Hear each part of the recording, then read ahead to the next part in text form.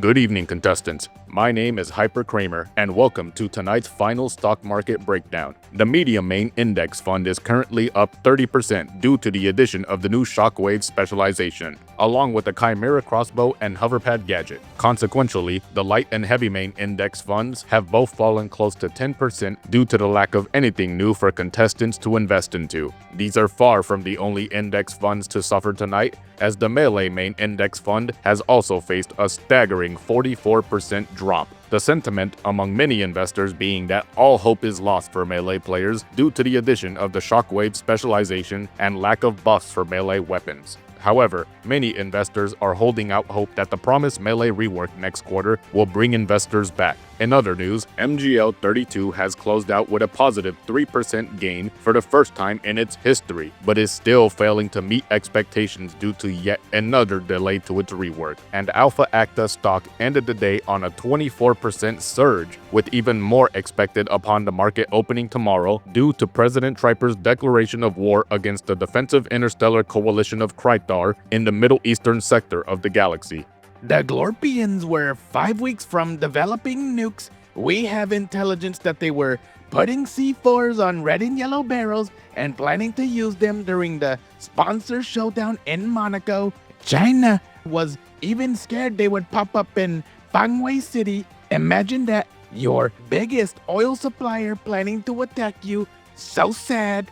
This concludes our daily highlights for the final stock market. Join us tomorrow morning for an interview with Ospu's CEO, Sophia Petronel, where she will explain why a 24-pack of Ospu's energy costs $240.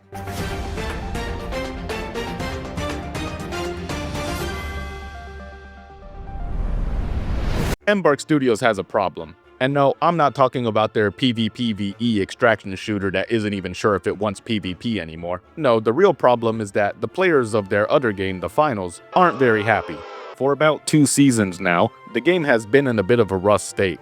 Back in Season 7 and pretty much every season before that, we got major shakeups to the game in the form of new weapons, gadgets, maps, specializations, and big changes to the balancing that had an impact across the game. And then when Season 8 came around, Embark pretty much declared their fealty to the pro scene, made a couple balancing changes to appease them, and then put the game on autopilot, refusing to make even the smallest of changes because it might disrupt the majors. This resulted in most of the player base feeling like one of those neglected animals you see in those sad ASPCA commercials, while every whim of the pro players was catered to, and the player population of the finals reaching some of the lowest numbers it's ever seen. But I'm sure sacrificing a sizable chunk of your player base to cater to the wants of a few pro players was worth it in the end, right?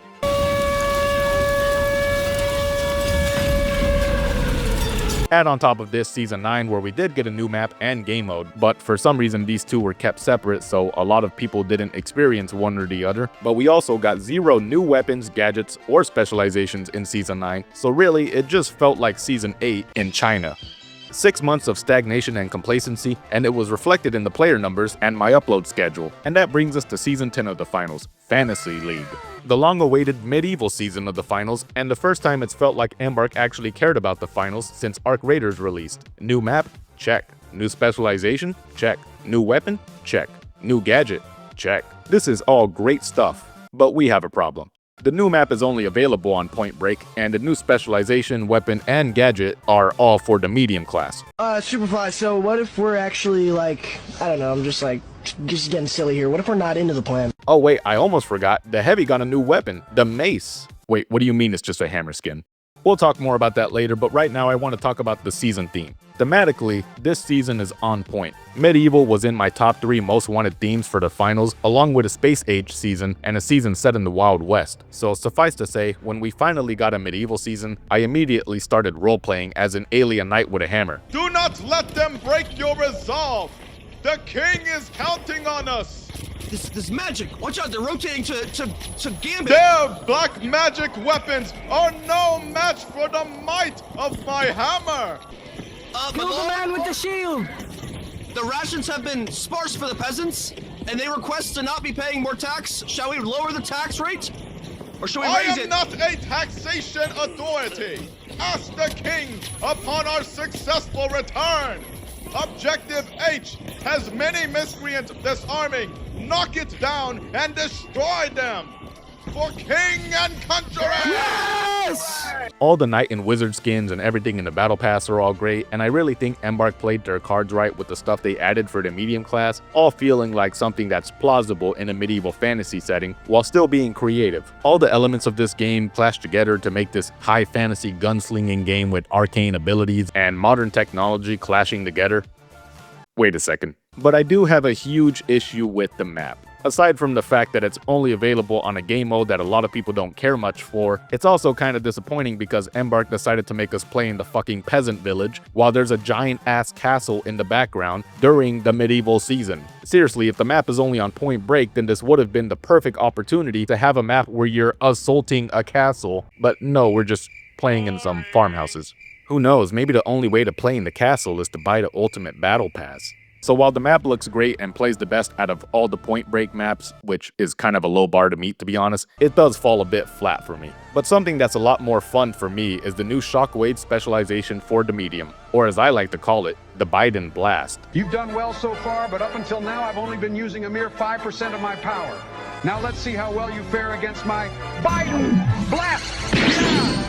Medium players can finally rejoice at the fact that they now have a more reliable movement option. Now, I'm no movement god, but I've already started to see some movement demons cook with this specialization. Looking good, boys. Now keep it far the fuck away from my lobbies. It's useful for a couple other things too, like knocking around placeable gadgets, but I mostly just bite and blast enemies to make them go flying because it looks funny. Not sure why it took Embark 7 fucking seasons to implement this, but it's a good addition. Unfortunately, I cannot say the same for the new weapon they added, the Chimera, or as I like to call it, the chlamydia. Fighting against this thing is so fucking annoying. Not because I think it's overpowered or anything, I just hate the sound it makes from your perspective. Change the sound and it'd be like 10 times less annoying.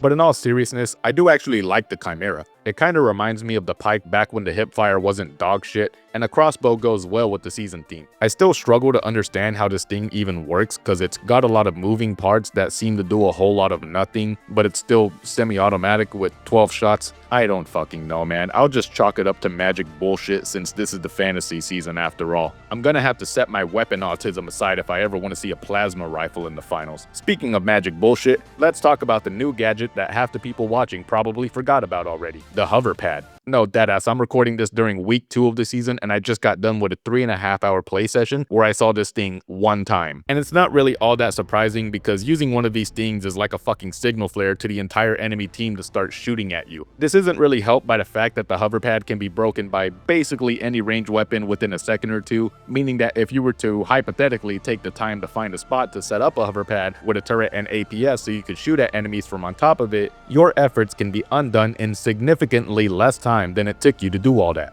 Ask me how I know. Dude, you fucking serious?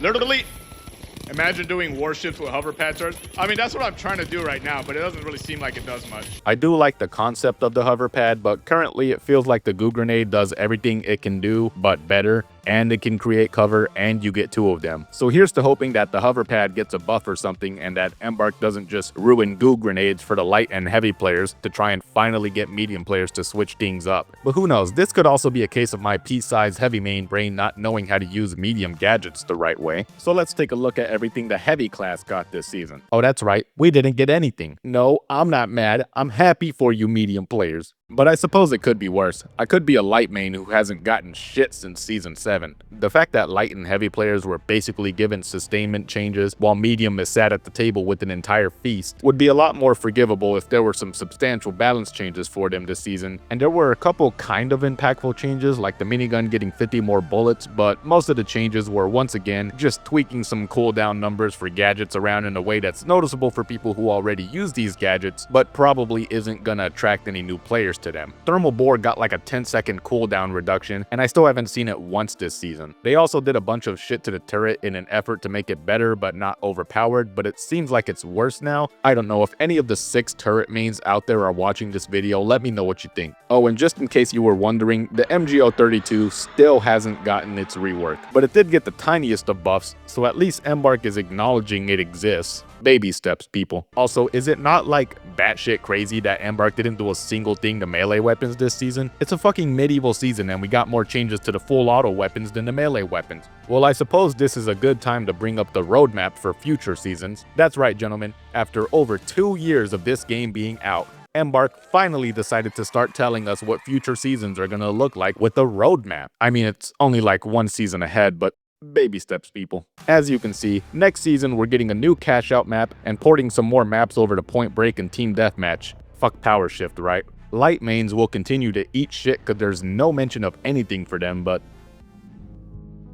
wait a second. What do you mean you're reworking melee? Embark, what exactly do you plan on doing to melee? Are you making it more in-depth? Or are you gonna fuck it up? Sorry, I got a little bit of PTSD from the last time Embark fucked with melee balancing. If you're not a melee player, then this rework probably doesn't even register on your radar. But for the players who do like melee, this rework sounds like a straight up threat. I'm watching you, Embark. So I guess we'll be back in around 3 months to see if the summer weather makes Embark's balancing team lose their minds again. But until then, what are my overall thoughts on Season 10? It's aight. I think it's a good season, but some of the finer details stop it from being the huge comeback a lot of people were hoping for. As of writing, this season looks to have brought back a lot of the core player base that left over the last couple of seasons, but we're still a ways off from the player numbers we saw back in Season 7. It also remains to be seen how much staying power it'll have, cause for people who don't play medium, there's really not much to dig your teeth into. And if Embark's analytics are to be believed and all 3 classes see relatively equal levels of play, then that means that about 66% of the player base have gone 6 months without any substantial changes, which is even worse for light mains cause they've gotten jack shit since Season 7. So we'll see what happens over the next few months. In the meantime, I'll still be hopping onto the game and working on some video ideas I've had for a while. I know I've kind of been slacking on this channel lately, and I'm not going to go into a 3-minute tangent about why that is, but long story short, I got a new job, I'm making more money now, and I want to actually do stuff with that money instead of just editing at my computer all day. That being said, I'm going to try to do better with videos for the next few months. But until my next video, thank you guys for watching, and have a good one. Alright everyone, real quick addition to the video. In case you haven't noticed, it took me a bit to make this review, and while I was working on it, Embark put out a decently sized update for the finals. First off, they did actually end up buffing the hover pad by giving it more health. I don't know how much this is going to increase people using it, but it is a good step in the right direction. There's also more changes to the XP54, FAMAS, and 93R, and like, Jesus fuck Embark, how many more times are you gonna fuck around with these guns before you actually pay attention to some weapons that need it? There's still nothing for melee, so I've come to the conclusion that melee is just gonna suck ass for the whole season. Also, I got a couple conspiracy theories. One, I'm like 90% positive the melee rework was supposed to be for Season 10. Not only would it have made sense thematically, but you can see a guy block a hammer hit with his shield in the trailer for Season 10, which isn't actually in the game, but I'm guessing this might be a part of the rework and Embark just wasn't able to squeeze it out in time. So now it's next season's highlight, and some of the Season 11 stuff got pushed to Season 12, which is why Season 12 is now apparently one of the biggest seasons of all time or some shit like that. And onto my second theory, revolving around the other changes Embark made this week, the health and movement speed changes for light and heavy. Embark is claiming this is experimental, and to be honest, I don't believe that for a second. I'm willing to bet money that this is going to be a permanent change, and Embark just wants to make it more digestible by claiming they're experimenting and looking for feedback. Just give it a chance, guys. It's only a coincidence that we move slower than molasses on much needed balance changes, but we also have a massive balance patch ready to go if we hypothetically implemented these changes. Now, personally, I don't think the changes alone are terrible or anything, but I also don't think Embark needs to make a change this drastic to attract new players, which is why they claim to be experimenting with these changes in the first place. I'm not sure if you guys noticed earlier, but Moist Critical playing the finals back in Season 7 did more to raise player numbers than anything Embark has done since Season 4. So I understand why Embark feels the need to make drastic changes to the game, because obviously their current strategy isn't working. But I feel like if we want more new players in the finals, we could have tried like 30 other things before fucking with health and movement values that we've had since the game launched 2.5 years ago. And like, I'm just getting silly here, but maybe it might be worth considering banning Smurf accounts. Like, call me crazy, but I think a new player is more likely to learn the game if they're not instantly being thrown against people who secretly have over 1,000 hours in game. Not to mention that letting Smurfs run rampant completely skews the data around new players to begin with, which is extra important in this situation. I just don't want Embark to completely dumb down the game's identity over time to try and attract people who probably just don't like the finals to begin with. Like, think of how much this is actually going to change the finals experience. It's a lot like those patch notes I mentioned earlier, where it's going to be noticeable for people who already play the finals, but I sincerely doubt that this is going to change the new player experience enough to actually get them to stick around for once. Also, I know Embark says they have a balance patch ready to go for these changes, but there's no way Embark is going to put out this perfect balance patch on day one. Think of how complex balancing this game is with the 2.5 years of data Embark has with the current health and movement values, and now think of how much harder it's going to be if we change it to a completely new set of values. They're essentially going to have to start over with way less data and a massive backlog of shit to balance. So overall, if/when Embark decides to go through with these changes, I'm not going to uninstall the game or anything, but I don't expect it to be a smooth process either. As a matter of fact, considering how much shit Embark broke with this last patch, it's probably going to be a fucking disaster at first. Anyways, that's it. Gotta go, see ya.